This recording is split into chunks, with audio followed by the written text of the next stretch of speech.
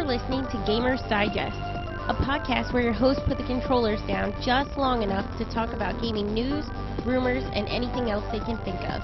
Here are your hosts, Spider-One and Mr. Factastic.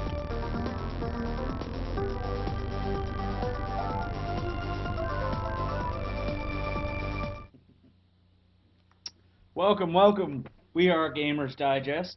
We are a fan podcast. We talk about gaming news, rumors, reviews, anything we can think of, really. Nice shirt. I know. I guess you guys can't really see it. There we go. I'm kind of wearing it this week because Spider-Man comes out next week, next Wednesday. But the game came out yesterday. Right. But I guess now's a good time to say it. We're not going to have a podcast next week because it is a holiday when we normally do the podcast, and I'll be gone most of the week, and he'll probably be busy writing. Yeah. So we'll kind of give ourselves a week off. This is such a hard job, and we just need to take a break. Pretty much. But, you know, we're here this week. Apparently, you get to see the top of my head. There you go. What have you been up to this week? I just finished episode 2 of Back to the Future, the Telltale game. Mm-hmm. It was pretty cool. I'm surprised I let it sit for so long, and I've been playing Mass Effect. The extended cut came out. We're gonna have a lot to talk about that, so save that for later. Played that. Pokemon Emerald. You know, hey, it's on my phone. So I've been playing it. I just started a new character, and I think I have a little. Did you get Pikachu yet? No, not yet. I have the little, I think a Torchic or something like that.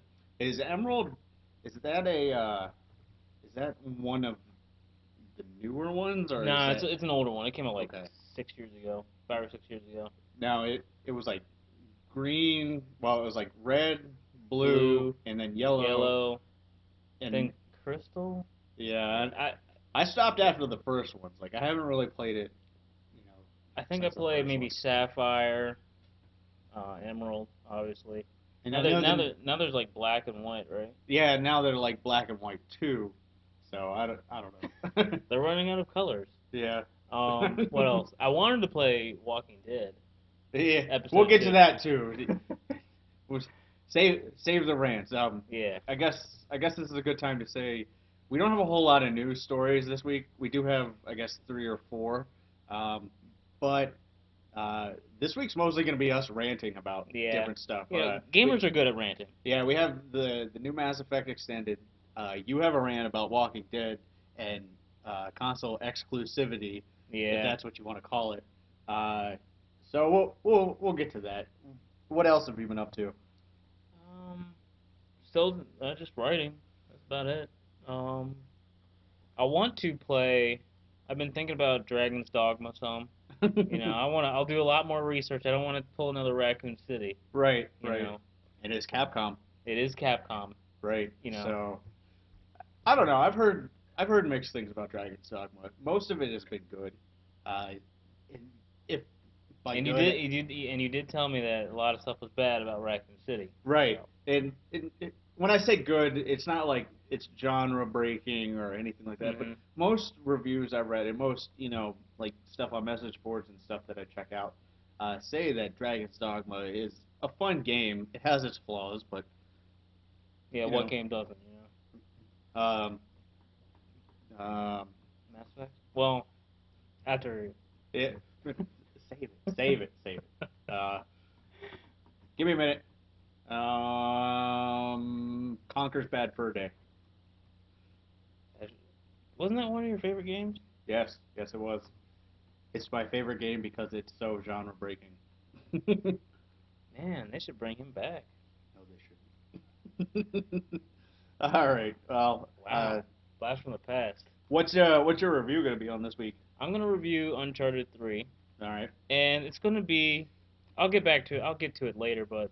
You're going against the popular opinion this week, aren't you? I'm going to be going a little bit against the popular opinion, but I will leave the door open for an amendment. Okay. I want an extended cut of my review because I have my opinion then, and I'm gonna declare to play it again and maybe see if my opinions change a little bit. But yeah, I'll get to it in the review. Yeah. This week I did Mass Effect 3, the extended cut. You and I actually took kind of a split responsibility. I did Mhm. 2 endings, you did 2 Yeah. endings. Because there's 4 endings now. I'm going to say it right now. There's going to be spoilers. We can't really talk about it Yeah. without giving spoilers. There will be spoilers. So what we'll do is we'll go through the normal show, and we'll actually do the Mass Effect 3 rant last, after the Okay. reviews. So you guys can watch the rest of the show, and if you don't want to learn anything about the new endings that are all over the internet now anyway, you can, you know, tune out and stop the podcast, do whatever you want to do. But we'll save that for the end. Yeah. None of the other rants, like the genre, the console rant you have, really isn't spoilerish. Nah. It's more of a pissed offness. Yeah. So I did that. I did a little bit of Diablo 3. They released a new patch this week. They're still trying to fix a lot of this stuff. It's still a lot of fun, but I was playing a Demon Hunter and they changed it around a lot, so it's not as fun anymore. Now, what kind of changes did they make? They nerfed them. They made them less good. That sucks. Uh, Was there like a balance issue or something? Or?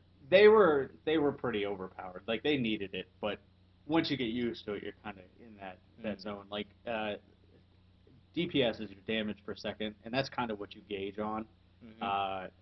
My Demon Hunters was around 80,000 before like certain skills and stuff. After the patch, they nerfed it so bad. Now it's down to like 60. So I basically lost like a third of my power, and they changed one of my skills so that it doesn't work the same way. That sucks. So yeah, you basically have to relearn how to play the class, and as on the hardest difficulty, that's kind of hard to do. I mean, you can do it, but I don't want to put the time into it. I actually have been playing a lot of a game called Terraria, which is actually going to be my review. The best way I can put it, and I'll save a lot of it for the review, but it's kind of like Minecraft meets Mario Brothers, Super Mario. Yeah, I was looking at some videos of it, and it's weird. Interesting. Yeah. So yeah, we'll get to that. I did some World of Warcraft beta. They released raid testing this week. I did get in with a raid guild the other night to test some of the new stuff, and that was pretty cool. But I felt kind of bad because I'm playing a monk, which is the new class, and I don't know what I'm doing. And this is like a top tier guild where they needed like 3 people, so I'm actually subscribed to his channel, so they just picked subscribers that were on. So that was pretty cool. They're definitely fixing a lot of the problems they have, so they might get some of their subscribers back if everything goes well. But we've got some news this week. Not much, but a little bit. A little. News and rumors. All right. You're going to take the first one? Okay, the first news story is Namco Bandai is going to be developing the next Super Smash Bros. Game. This is pretty interesting because that is pretty cool. It's always been Nintendo. Right, it's always been like the offshoot of Nintendo. Project Sora. Right, and yeah. HAL Laboratory. Did I put that on there? No. HAL Laboratory is the other one, which Project Sora is part of them. So, I mean, it's not like HAL Laboratory or Project Sora are completely out of it. They're still going to be working alongside them. I guess, maybe this has to do with Wii U. Maybe they need to, like, reallocate resources or something, and, so they can make better games. And I mean, Namco. Namco Bandai. I mean, they're good. They're good. They're known for their fighters and stuff like Tekken. Right. Pac-Man. Tekken series. Breath of Fire, right? Or, no, that's Tails. Capcom. Yeah, they might do the Tails series. But that's not really a fighter. Well, I mean, like the battles, I guess. Yeah, battles. Yeah, the crazy battles. I can't think of the other ones. They've done all the Dragon Ball Z games. Right. So I mean, when I heard this news story, I thought it was pretty interesting because I mean, it is up their alley. Right. But I mean, do you think this would open up the possibility to like maybe see Heihachi? Yeah, I think we're gonna see some Tekken characters. Yeah. Because I mean, even Soul Calibur got a Tekken. Yeah, Soul Calibur. That's the other one. Yeah. Yeah. So So We could get some Soul Calibur characters. Uh, that's actually pretty cool. I wasn't too impressed with the last Smash Brothers, but that could have been the platform. The Wii itself, it didn't really support it that well. yeah. In an age where you're used to online multiplayer, and Smash Brothers had it, but it wasn't integrated real well. Hmm. I think it really suffered. So do you think Melee was better than Brawl? Yeah, I like Melee a lot better, but I think that's because online gaming hadn't really taken off when Melee was out. So there was still that go over your friend's couch and yell at him how cheap Kirby is, or Luigi is, or Falcon Punch. Falcon Punch is. God, I hate Captain Falcon. I hope they never make an F-Zero game ever again. But yeah, this is pretty much the story. This is the first time Super Smash Bros. Has been outside of Nintendo, so That's pretty cool. yeah. I'm looking forward to it. The downside is it's going to be on the Wii U, and I was watching the videos I was showing you earlier, Hmm. the Zero Punctuation, and I guess I really shouldn't be plugging other shows, but that's Yeah. not really a podcast. Zero Punctuation on the Escapist. He does Yahtzee does a lot of reviews, and he does them really fast. They're funny, but he is going over the E3 stuff, and he's like, "What is it about Wii U that the more I hear about it, the less I like it?" So, and that really summed it up for me. Like, the more they put out on it, the more I'm like, it's not really going to be worth it Yeah. to me. Like, well, we'll get into this maybe a little bit later during the rant portion where we're Yeah. trying to fill in the show. But like there's a couple things there's a couple things there's a couple games that I'd like to try out on the PlayStation Network, but I might need like the Move, like PlayStation Move, not like the Dark Side Chronicles HD collection. I don't. Yeah, you were all excited about that, Yeah, and I man, found out that just came out yesterday. Yeah. So you weren't really missing anything before that. So it's like, I need the? Am I gonna get the Move just to play it? And You could always borrow mine. yeah, that's true. It gets a whole lot of use. Yeah. I might use it for the Spider-Man game. I do hear that's pretty cool. So, I mean, I feel like the more stuff that they keep adding to these systems, the more it's just gonna sit on the side. They're really pushing. They're really trying to force feed Wii U. I really think Nintendo after this system is probably just going to start making handhelds. I hate to say it, but that's where their money is. Look at Pokemon. Right. Pokemon hasn't changed at all. They actually released that new game, Pokemon Conquest, which is like a hybrid of one of their other games, which I don't have a DS, so I don't know their library, but that game has gotten like amazing reviews. They say, on paper, this game doesn't make any sense. It shouldn't work. It should be bad, but it's not. So there are talented people in Nintendo, but I feel like they're trying to do too much. Maybe they should stick to handhelds, like go the way of Sega, and not necessarily not Make consoles. Yeah, just like they can do a handheld system, but start maybe we can see Zelda on the PS3 and the Xbox or something. That'd be sweet. Yeah, so Speaking of maybe this Namco Bandai thing is like a step in the right direction. Speaking of old games that keep getting remade or don't get remade, it was a good segue. Yeah, I think that was like our first ever segue. Awesome. Final Fantasy VII might get an update on Steam. It's not an overhaul. It's not an HD upgrade. So, sit down, calm down. Mm-hmm. I know people are jumping up. Like, finally. No, it's just an update to the original game. It's not even confirmed yet. What could possibly be in it is, I have it all written down. You actually get achievements now, which is the most important part of any game. Online leaderboards, so I guess they'll track your progress, where you are, what level, you beat, stuff like that, how much gold you have, how many Phoenix Downs you've used, stuff like that. But the other big change is they might incorporate easy mode, which basically means if you're stuck on a part of a game, like a part in the game, you can boost your character's stats. Basically cheat. Limit breaker mode. Right. Which you could do that anyway on the PC version if you had like a hack. Okay. So, like I said, it's not confirmed. Uh, it showed up on like a preview on the EU Steam store, so we don't even know if it's coming to the U.S. But Final Fantasy VII is probably one of my favorites, and Yeah. most people like it. Some people disagree that it's the greatest Final Fantasy, which I actually agree It's with. very debatable. I don't think it is the greatest Final Fantasy, but it's a It good is a Final good one. I Fantasy. mean, it was like I don't want to say it was the definitive one, but it was just definitely I the think Final it's Fantasy game that. the JRPG genre definer. Yeah. I mean, it basically set like the stage for RPGs for that era. You know. Right, and it continues today where they can just milk bad games with the Final Fantasy name on it. So, all right, you got the next one. Good news, bad news.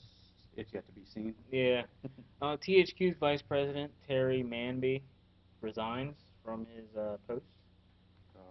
So like this has like been a string of bad news Yeah, as this far is as like something we haven't really reported on too much because there's a lot of hearsay, he said, she said, type of stuff, and I didn't really feel comfortable reporting on it, like we're reporters. yeah.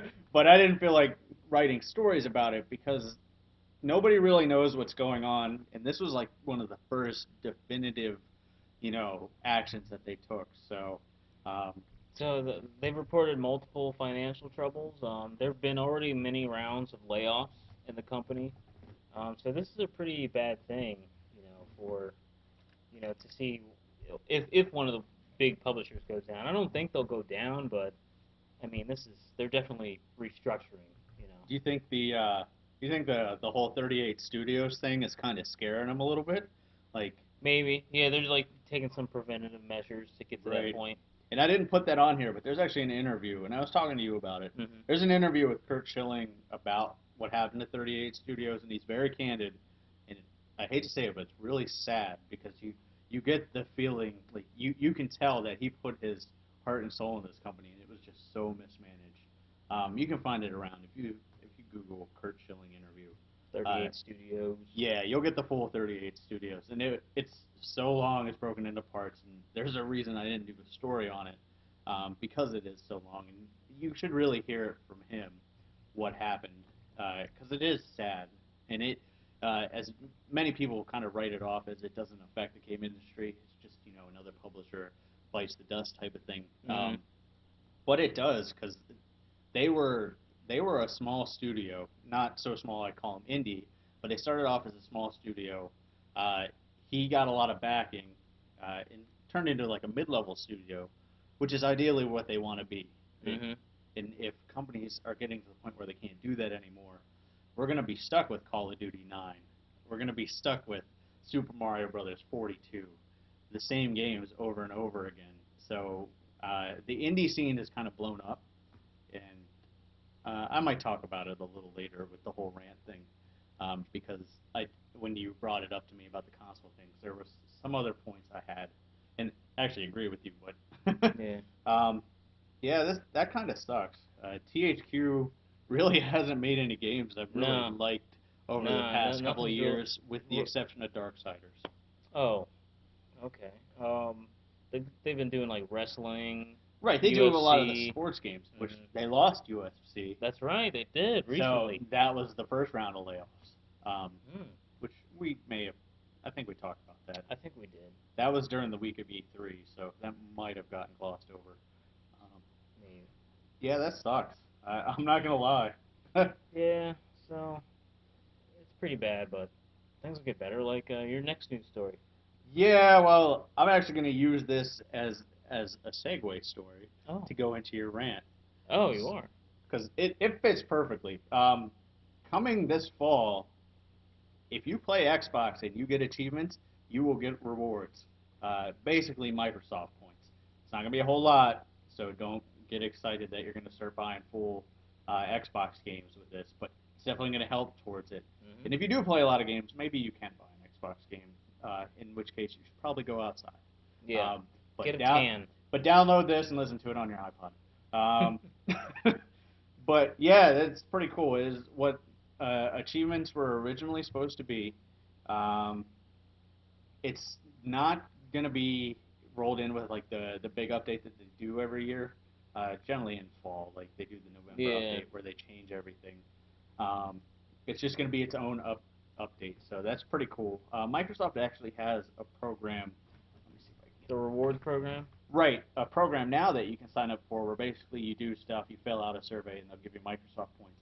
This is kind of the successor to that, where you don't have to go through all that. So, what do you think about this coming to Xbox and something like it not coming to PlayStation, and other things coming to Xbox and not coming to Well, PlayStation? since we're on that subject, today was June 20, or yesterday was June 26th, I believe, and I distinctively remember that Walking Dead episode 1, I think The Long Road, I forget what it was called, or A New Day, something like that. It came out Zombies. it came out at the end of last month, and I was like, I knew I had to wait a month until episode 2 came out. So then I remember this. I remember distinctively looking at the calendar. And I was like, wait a minute. It's the last Tuesday of the month. Um, where's episode 2 of Walking Dead?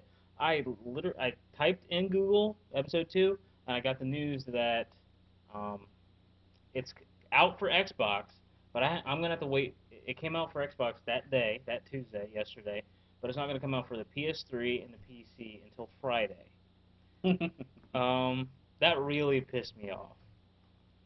I paid this money that, it should be like equal across the board. You know what I Right. mean? I was telling you earlier I agree. that was it was sloppy, and I don't know if there's like some type of you know money being passed under the table, Probably. but I mean, 'cause, I mean, there's been stories that being or happening in the past where like the Grand Theft Auto or DLCs were like Right, Microsoft and that's a paid big them. thing with Call of Duty too. Call of Duty's Oh DLCs yeah, always hit one or the other first. yeah, whoever pays for it, and Right. that's not fair to the people who play these games, because like I can go on YouTube or something, and if I try to look for a trailer or something, it could be spoiled. It's You, not equal. It's not separate but equal. now this is a pretty minor case of like 2 or 3 days. Um, a lot of the exclusive stuff is for like a month, Yeah, months and or that sucks. Like I remember when the Grand Theft Auto 4 stuff. I think it was like supposed to be like 6 months or something like that. yeah, Something crazy like that. yeah, that's too much. It's not like I'm gonna. Does this really prompt people to go buy? Oh no, Walking Dead episode 2 isn't on the Xbox or isn't out right now. Let me go buy an Xbox so I can play it. Right. So I mean, what's the point really? Now, yesterday we ran into a problem with the PlayStation Store with the Mass Effect. They're always late. They, for some reason, PlayStation only puts updates out for the store twice a day, once in the morning, real early, so almost nobody hits that Hmm. deadline, and then once at night. Well, usually once at night. Yeah. Sometimes they do two at night, just staggered. But I don't know. That kind of stinks because like yesterday, I knew all the endings pretty much before. Um, be, Before you even got home. right, and part of it's my fault because I did go looking for them.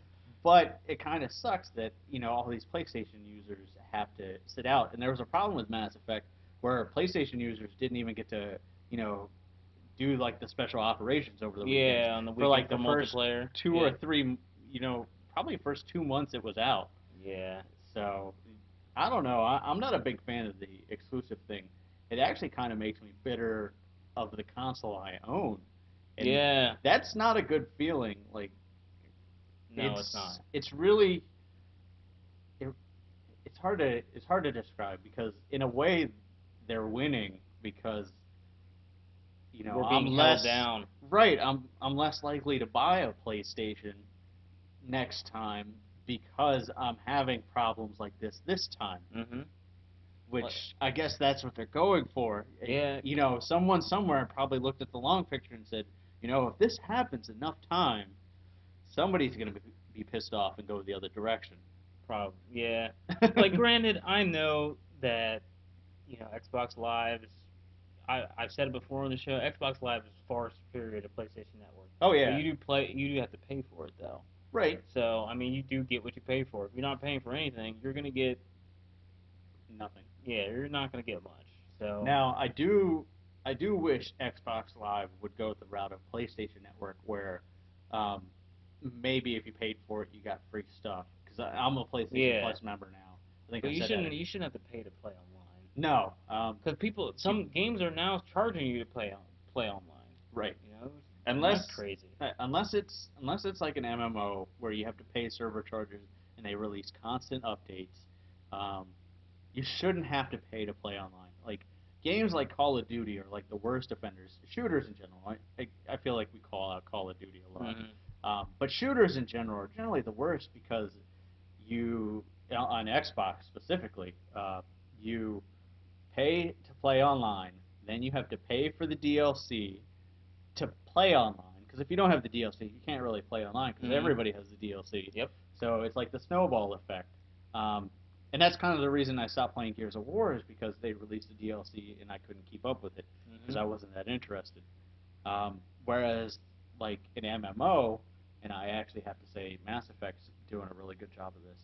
So, but like an MMO, you pay for server costs, you pay for upgrades, and then if there's like an expansion or something, they charge you like $30 more. But that's like once every 2 years. So that's a little better for me. But you shouldn't have to pay because you're not paying for a server on Xbox. No. You're I guess you now there's all these services and stuff you get. But if you want Netflix, you have to pay for Netflix. If you want Hulu, you have to pay for Hulu. You're not getting anything for that money other than really like what you said, playing online. Yeah. And I think that's stupid. it is stupid. They're gonna have to fix it. Maybe the new Xbox will fix it. Also, I don't know if this has changed because it's been a couple of years, but canceling that thing is a bastard. Oh yeah. Don't remind me. When I went through my fourth Xbox, basically my first one got the red ring, second one got the red ring, third one got the red ring, fourth one got the red ring. That was it. Luckily, the first three were under warranty, and then the fourth one, when it finally went bad, wasn't under warranty anymore. And that's when I switched to PlayStation, and it took me probably about 2 weeks to get everything resolved to cancel my subscription. Yeah, they make it so hard. They love to charge you. Yep. I remember. let's not go down that road. Let's not go down that road. But it really isn't fair that I'm gonna have to wait until. I mean, I work Friday, Saturday, and Sunday, so I'm not really gonna have any time to play this game until probably next Monday. Right. So that kind of sucks. That does kind of suck. But you should get a tablet, like what one of my friends from work let me borrow, and you can play it on that. Maybe, but then I have to buy it all over again. That's true. Yeah, While we're still on the subject, let me do another little rant. Okay, it sucks that I had to wait a whole month in order to see this play this game, and now I gotta wait a few more days. I don't like this staggered episode. I don't You've like. talked about this before. Yeah, I that have. you're not a big fan of it. I'm definitely not a fan of it. Now, here, I actually have a counterpoint to that. I've read the review for the second episode because I'm probably not going to play them all until they're all together. And most of the reviews are usually pretty good about, spoilers and stuff. And there's so much to Walking Dead. The first episode got like an average score of like 8.5 out of 10. Yeah. The second episode is getting like 9 out of 10. They say it's better than the first one. It finally hits its stride. The episode format may actually have a benefit of higher quality because they can break it down like Mass Effect. Say Mass Effect 3 was divided into 3 parts. The first part where you collect everything. The second part, where you go through the second half and you fix a couple of the major wars going on. And then the third half is the ending. They may not have that whole ending problem. They may have been able to sit down and say that. Granted, Mass Effect 3 is a lot bigger of a game than Walking Dead, but it may have some benefits. I understand waiting sucks. Yeah. But in the end, does it really matter? I mean, it's gonna. I feel like they sold over 1 million units for the first episode. Are those same people gonna be that invested to stay all the way through? Probably. You know, if they like it, I would. Especially the people that bought the annual pass. They'll definitely yeah. stick to it. That's why. I mean, that's why I feel obligated. Right. You know, because I paid the whole But pass. But dang, I don't want to wait until like Thanksgiving. So the last one will be out, you know, around Thanksgiving, Christmas time. Next February, is it going to matter that you had to wait for it? Not really, because I'll be done. What's another major franchise? When when Star Trek Telltale Adventure game comes out next year. This isn't a real game, by the way. We're just You're gonna think back and say, "Wow, that Walking Dead game was really good. That Back to the Future game was all right. That Jurassic Park game kind of sucked, but I'm not gonna think about that one." Mm-hmm. You're gonna think about that Walking Dead game, and you're gonna be like, "That was a really good experience." You're not gonna think about the waiting. You're gonna think about the experience. You may think about the waiting. I do like adventure games, but you know what? I probably, when it comes out, I probably won't get it then. I'll probably wait until it's finished. But you'll get it. Yeah. So, you know, I don't think. I think there's pluses and minuses. Yeah, there's definitely a double-edged sword. I can see that. I kind of like the episodic format because I don't have a whole lot of time to play because I do play World of Warcraft, so that kind of sucks up a lot of time. And I do enjoy a lot of other games. So like the episode games are really nice in the fact that they're small chunks of games. They're like Angry Birds. Yeah. You can sit down and play them for like, 15, 20 minutes and then get up and do, whatever you need to do. And leave. So that's kind of cool. It's not like you have to sit down and invest 40 hours and then you get to the end and you're really pissed. little foreshadowing. Yeah. All right, well, We're getting there. Let's do reviews, and then we'll go into that. Reviews. All right, you said you're doing Uncharted 3. I'm doing Uncharted 3, Cisco's Deception. Rage. Drake's Deception. This was, I mean, Uncharted 3 was a good game. It was solid. It was complete. Pros. I mean, it was a truly cinematic experience. I mean, it had better storytelling aspects. You know, like you can already tell from my tone that I'm already like kind of going negative with this review. I mean, I liked how you were able to learn more about the characters, a lot more character development. There were interesting plot twists. The flashbacks were probably the best element I think they added to the story, and yeah, it was a really solid cinematic experience. The graphics were really nice, but then again, if you look at, they really took Uncharted 2's engine and just made it shinier, and so I'll just keep going. Yeah, just multiplayer, rattle it off, and I'll talk about it with you. Multiplayer. I didn't get too much in the Uncharted 3's multiplayer. I will, like I said before, earlier in the show. This is good. This is open for amendment. I do want to come back and do this review again, and maybe see if my opinion has changed a little bit. The multiplayer in Uncharted 2 was really fun. Like they had there's obviously team deathmatch, there's regular deathmatch, and then they had this kind of like how Mass Effect was, where it's like co-op, team-based, fight the horde, different waves. So I mean, that was really fun, and you can be jumping around the map and climbing up things. It was really cool. And there are a whole lot of defining moments where like, oh my god, this is really cool. I'm hanging out of a plane or something. Really cool stuff. Then okay, let me get to the cons now. Oh. When I played this game, I really felt like it was rushed. Like, I mean, I've seen interviews after the game was already released where once they announced that 11/1/11 release date, they said that they wish they never did that because it puts a lot of constraint on. It put a lot of constraint and a lot of it was rushed. When I was playing through the game, I'm like, this is really the game. Yeah. Like I felt like it was rushed. Uncharted 2 was a much better game experience in my opinion. Because 3 didn't really reinvent the wheel for the series. You know, most series, I mean, like if you play the next iteration to it, there's just it's the same. They game. evolve. Yeah, it evolves somehow. This game didn't really do it. You know, like I said, they took the Uncharted 2 engine and just put a different story on it. That's all it was really. Huh. More than like I said, like I mentioned in the pros, it had some cool, you know, memorable moments. Like the set pieces. Yeah, the different set pieces. They're more memorable in Uncharted 2.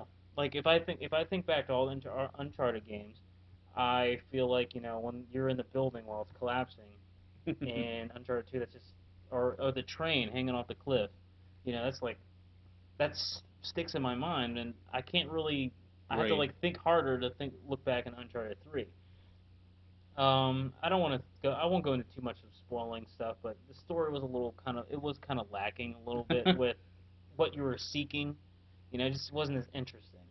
You know, You weren't striving. yeah, I was as, like, okay, as I'm hard. like, yeah, I'm like, okay, this is kind of dull. Like, I'm looking for. I mean, the other games, Stupid Elena. yeah, and like I was just playing through the game and just felt like it was missing something, and it kind of sucked. But overall, I would say it's at least worth a rental. I mean, you should definitely play it. As a fan of yeah, the series, as a or fan, just as as a PlayStation game. Like Okay. I will stand by saying Uncharted 2 is probably the best single player gaming experience of my entire life. over Mass Effect. Then Mass Effect 3 came out. Okay. But like it was that good. All right. Trilogy to trilogy. Mass Effect versus Uncharted. Mass Effect. Is that just because you're a sci-fi fan, or Well, there's just so much more. There's just so much more depth to Mass Effect that you know you'd need like 10 extended cuts in order to get Uncharted up to that level. right? Yeah, I mean, I'd say Mass Effect as a trilogy. Yeah, that's definitely it should be in a league of its own because it's like That was a good trilogy. Yeah, it was a really good trilogy. Uncharted, like when I played through Uncharted 2, I was like, wow, this game is amazing. So, I mean, Uncharted 2 really pulled out all the stops in the beginning. 3 just polished it. It's not as bad as Raccoon City. Don't, you know, we joke about we joke about Raccoon City all the time, but I mean, it's not as bad. So Saying it's not as bad as Raccoon City is not a good frame of reference. Saying it's not as bad as Bayonetta, or saying it's not as bad as, you know, a decent game is a better frame of reference. Yeah. Saying it's not as bad as Yeah. a pile of crap is not a good frame of reference. Hmm. My soda is not as bad as drinking my urine. No, it's not. No, it's not. But there, you know, it's Yeah. one of those type of things. Yeah. Yeah.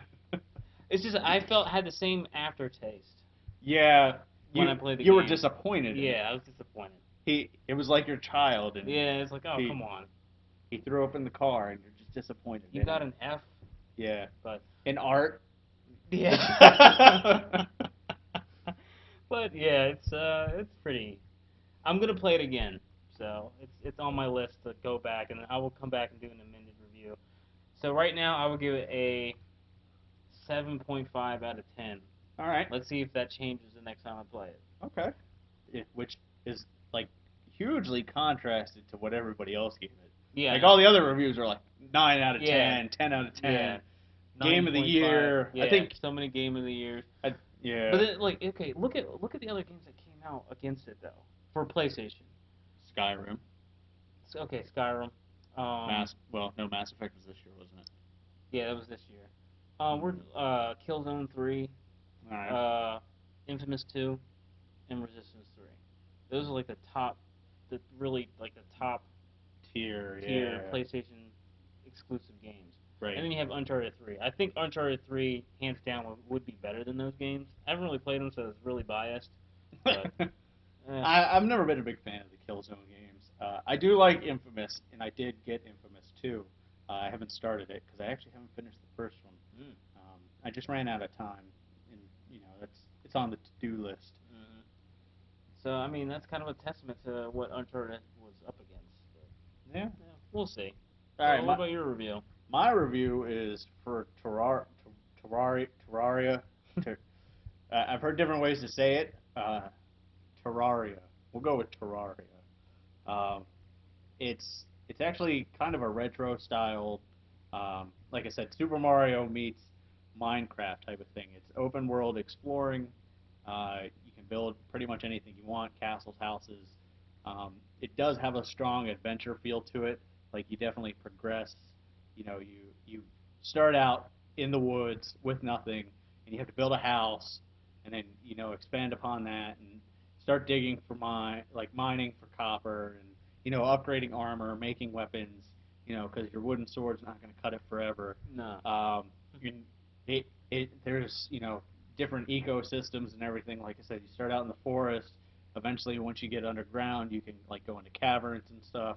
And then there's like deserts, jungles. There's a couple floating islands. There's a dungeon, and then eventually the whole goal is to be able to survive long enough to make it down to the underworld, where you can get the best ore to make the best gear. So it has a very strong MMO feel to it, even though it's not massively multiplayer.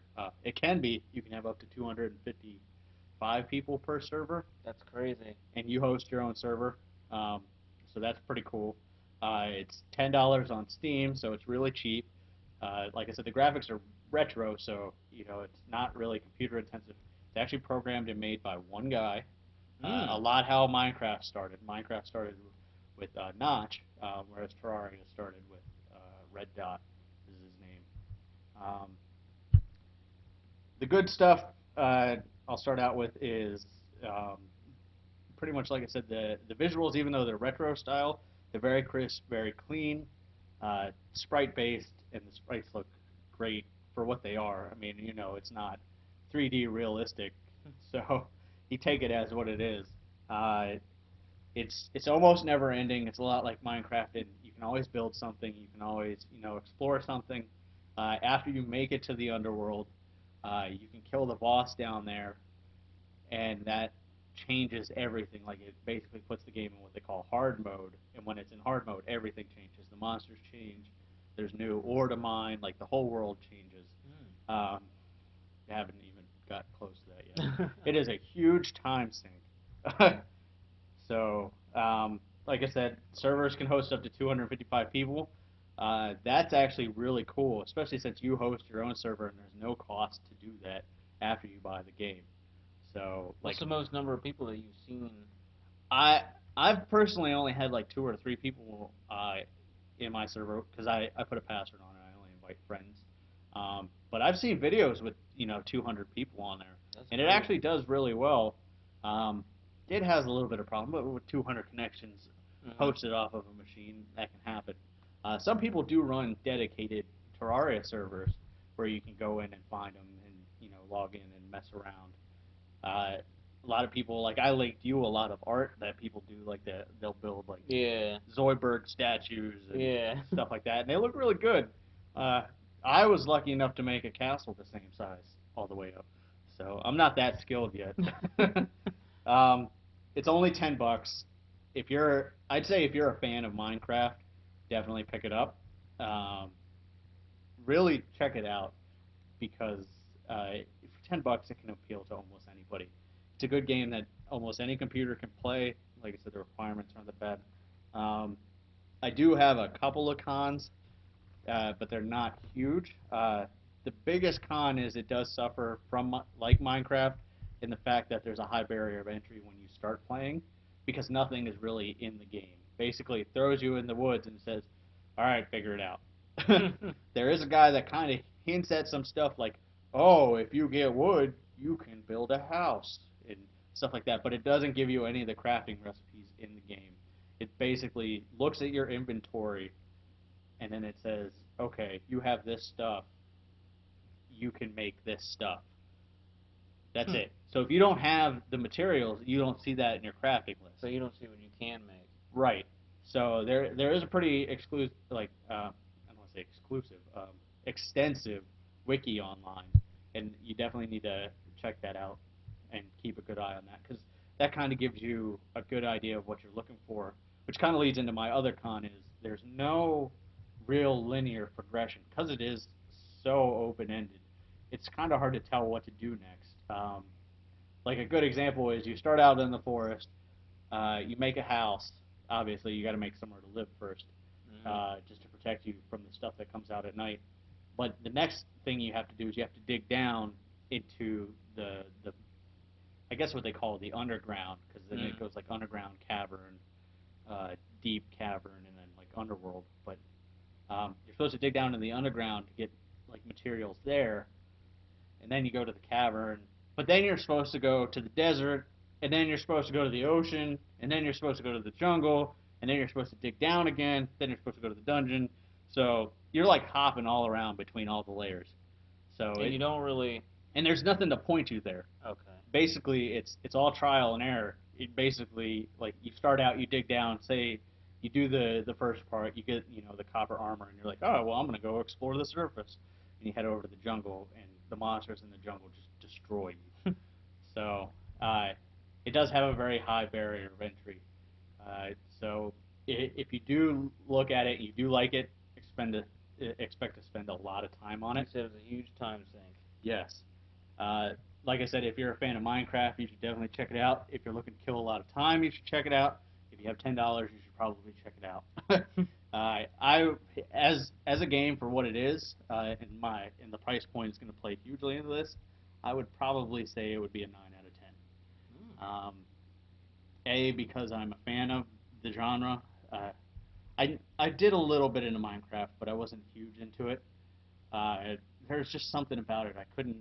I don't know if I didn't invest enough time because I didn't really try. Um, but I do like the open-endedness.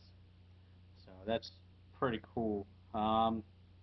Well, I guess we will switch over, and I'll throw it out one more time. There are going to be spoilers. There are going to be heated debates. There are going to be maybe curse words involved. Maybe.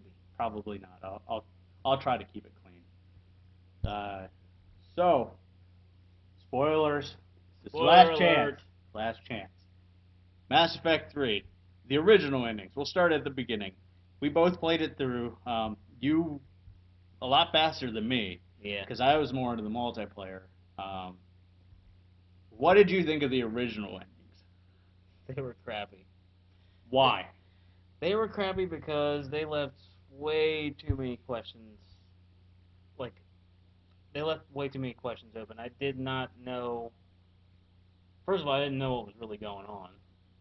And, like, all the endings were pretty much the same. They didn't. It didn't really seem like I did anything. Or it didn't matter what I chose as far as the three endings go. There were the three different endings. There was the destroy ending, the control ending, and the synthesis ending.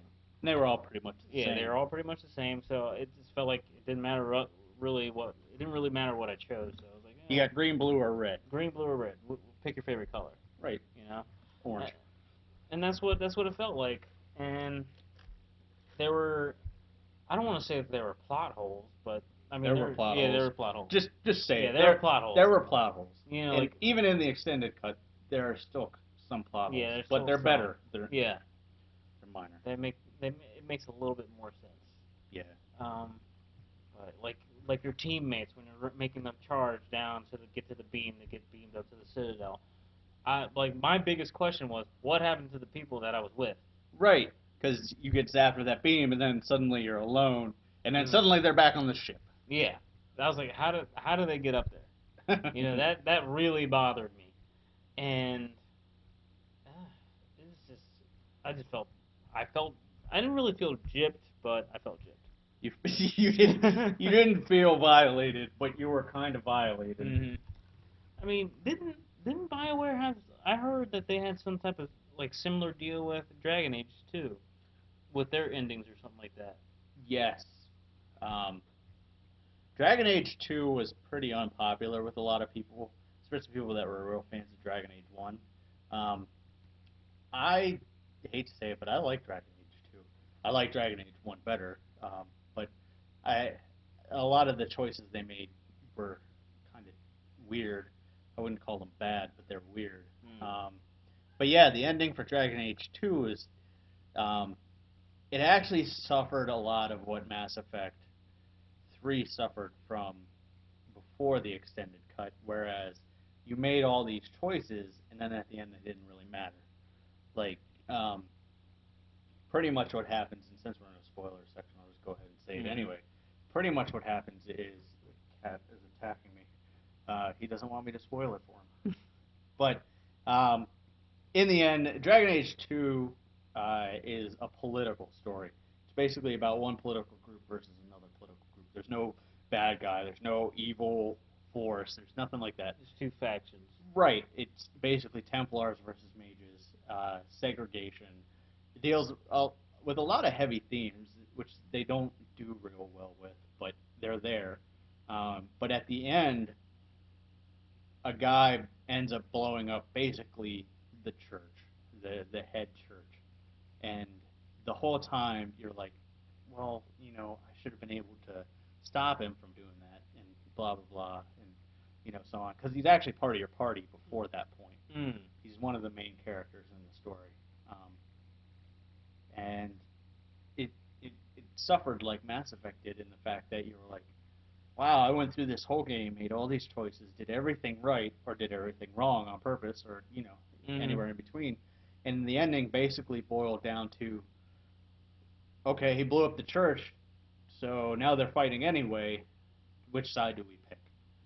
And then when you pick, it's basically, do I face boss A, which is a mage, or do I face boss B, which is a Templar? And that's it. The ending after that doesn't change. Wow. What happens after that basically comes down to, oh, he sided with the Templars, so now he's Viscount of the city. Or he sided with the mages, and now it's a democratic society. That's it. Everything else, what happens to your party, everything like that doesn't change. Which Mass Effect had that same problem. You go through 3 games, you build up these relationships, and then at the end, you're not rewarded with it. You don't even get to see what happens to them before the extended cut. Yeah.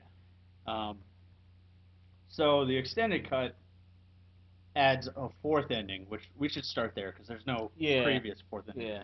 Yeah. I guess we should say what the endings ending. are. Yeah. You can either control the Reapers, destroy the Reapers, synthesize with the Reapers, which basically binds organic and synthetic life, or refuse all of the choices. In the non-extended cut, you couldn't refuse it. You had to pick one. Yeah, you had to pick one of the 3. Which, that kind of sucked in the fact that, what if my Shepard was like, I don't like any of these choices. This is stupid, but I have to pick one. Before, they always gave you that option to, kind of choose your own path. Which is funny now because you can actually shoot the Star Child, and that's a refusal. Yeah, that's a refusal. And also, like, the way I did the refusal, the one time I did it on accident, Shepard gave me like this speech where like I want to be my own self, and right. I mean, it was pretty cool. I like that they added some variety now. Right. You feel like you're doing something different. And that is a good ending. That wasn't a happy ending. Yeah. That was that is like the worst case scenario. Yeah. Basically, it's like you went through Mass Effects 1 through 3, and then you lose. You lose bad. But eventually, the organics win because the epilogue after the credits, where the woman is talking to the child, she basically says that from what we learned from the archive or from the beacon, that's what we use to defeat the Reapers. Right. So when the Reapers do come back the next time around, they do get defeated. Right. So I mean, it's like a bittersweet. Right. Yeah. So that sucks. I guess we'll start with Control because that was kind of the weirdest of them all. It was weird, but in a way, I kind of liked it. I liked it. I liked the way they. It was like Ascension, like basically Shepard becomes the Star Child, like the god. Yeah, he basically becomes like the catalyst. Right. My problem with the Control one, and I didn't talk about this because I wanted to save it for now, is Shepard during the Control ending has a funny voiceover, but the point is now Shepard sacrifices the few to save the many, right? What happens if the Geth are a synthetic are the many, and the organics are causing problems at that point. Hmm. Does Shepard step in and say, "Have sacrificed the few to save the many"? I don't know. See that, and I'm not. Hey, don't take this as a bad thing. I actually liked that this was open ended in the fact that it wasn't a plot hole, but it made me think about what could happen afterwards. Hmm. You know, Shepard basically says, "I'm not who I used to be."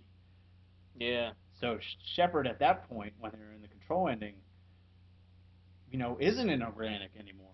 Yeah, It's it's not a he's an synthetic alien, either. yeah. It's a higher life form. Yeah.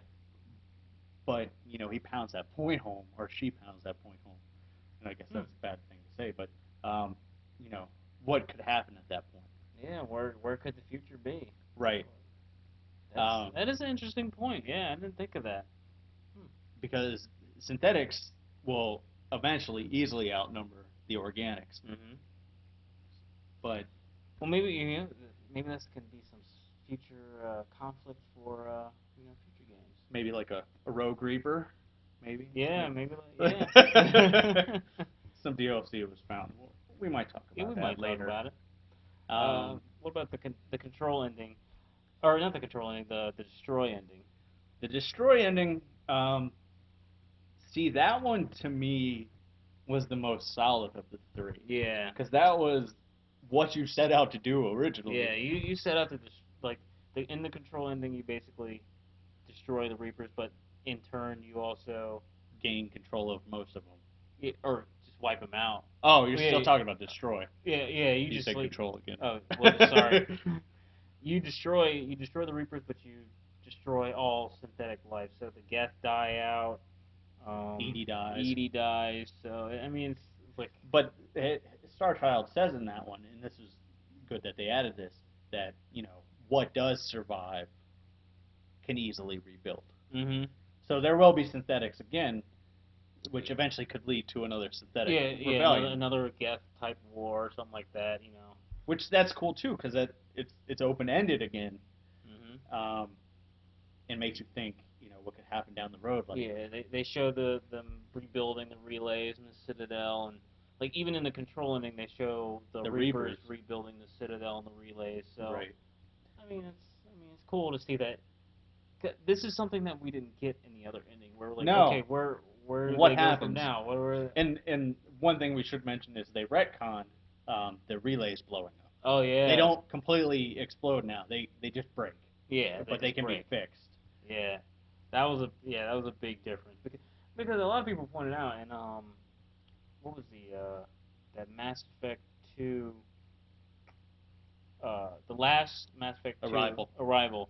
Yeah, like if a relay explodes, it like really like wipes out. Yeah, it wipes out like the whole system. Yeah, so Earth shouldn't have been there after it exploded. So a lot of people were like assuming that the whole galaxy's like destroyed. Gone. Yeah, and the other thing was if you did do the destroy, actually if you did any of them in the original one, and the relays blew up, all those ships and stuff were trapped in the Sol system. Mm-hmm.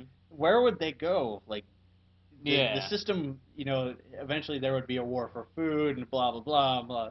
And then there were plot holes with that. And, Volus can't even eat food that we have and stuff like that. Turians and see how we know all this stuff about these characters? We were really invested. That's the depth I was telling you about that Mass Effect has, Synthesis. Synthesis, I think, was the weirdest of them because it's hard to comprehend. Yeah. Basically, Shepard is part synthetic, part human, or part organic. Right. Like he puts his or her DNA into this beam, and then the blast comes out and suddenly we all can get along. Yeah, everybody just gets along. Like I was waiting for the rainbow, and it's like I'm singing in the rain. Like they just start dancing and stuff. Like I told you, the scene is basically like a guy's fighting a husk, and then they get hit with the beam, and it changes depending on what you pick. But for synthetics, like he pushes them off, and they just kind of look at each other, and that's the end of the scene. Like I was waiting for them to like give each other a hug. Like, yeah, they're like the humans. Like the synthetics gain understanding of what it's like to be a synthetic or an organic, and the organics achieve some type of perfection. Right, they achieve perfection through technology. Yeah. So I don't like that ending. Yeah. Even though it's like really put out there to be like this best. is the true peaceful ending, Right. I don't like it. I think of the three. Okay, well, I guess I'll save this for when we're completely done talking about it. But after you go through that, the next thing they added sort of like a slideshow, and they tell you what happens to your party. I guess they don't really tell you, but they show you what happens to your party members. Like Jacob's teaching a class, and Jack has her students. Yeah. Oh, I've also seen some other clips. Like if you remember how you get to choose whether her students do barrier support or do attack. Yeah. If they do attack, if you have them attack, she's like instead of teaching her students, she's standing at their graves. Oh, see, that's pretty cool. Yeah. And then you get to see like Zahid on a beach. Mm-hmm. And then of course they go through like we'll never forget the Fallen, and you always see the same few that did die, like Morton and Legion. I also saw a screen like Morton can live, right? Yeah. They have a little slide of Morton like in a lab where he's like trying to cure the genophage. Ah. So that's pretty cool. Right. You get to see the Krogans and stuff.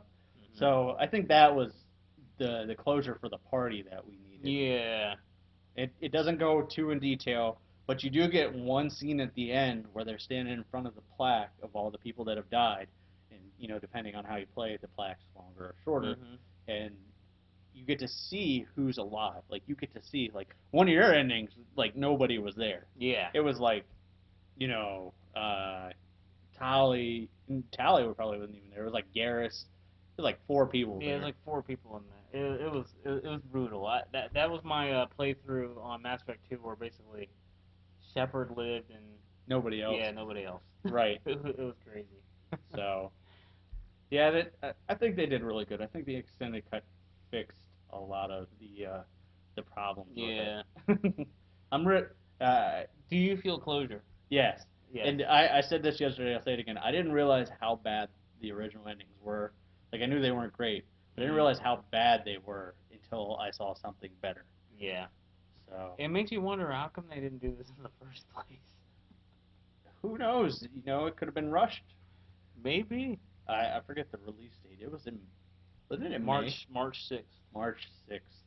It's a weird release date. Yeah, well, it was supposed to be out like by the end of last year, and they pushed it back. Mm-hmm. Yeah, I don't know. It could have been, any number of things. I'm gonna put it on Star Wars: The Old Republic, though. Well, I think we've ranted enough. Yeah, look at this. Let's see, what are we at now? We started ranting like halfway through the show. Yeah. We did about half an hour. So half an hour ranting, not bad. Let's see. I think that pretty well does it. Well, I guess I'll go through the normal spiel. Remember, we're not doing a show next week. So every Wednesday, except for next week, and maybe a few others. But pretty much every Wednesday, 8:30 or around 8:30, we do a show. I do live streaming. I try to do it at least once a week. Because we're coming up on some holidays, that might change. I stream various games, so you just kind of have to take a look at the calendar. Check out our game site. It's gamersdigest.me. We're still looking for questions. You can send them to gamersdigestpodcast@gmail.com. We have our YouTube channel, Gamers Digest Podcast. You can check out this along with stream videos. I'll probably start putting some other videos up now that World of Warcraft beta is kind of leveling out. Might do some Terraria videos if I can actually learn to build anything. But other than that, catch us each week. See you next week. Yep. Or, well, the next show. Yeah. That'll be our 10th show, right? Yes. 10 episodes. Wow. We have made it to 10, and that will be our last episode because I'm going to blow up a cat. Oh, we'll probably have a special guest on the next show. He couldn't make it this show. Couldn't make. He's been too busy. He had a busy week. Yeah, he had a busy week. So not being alive, helping out the Quarians. Yeah. In spirit. All right, we'll see you next week.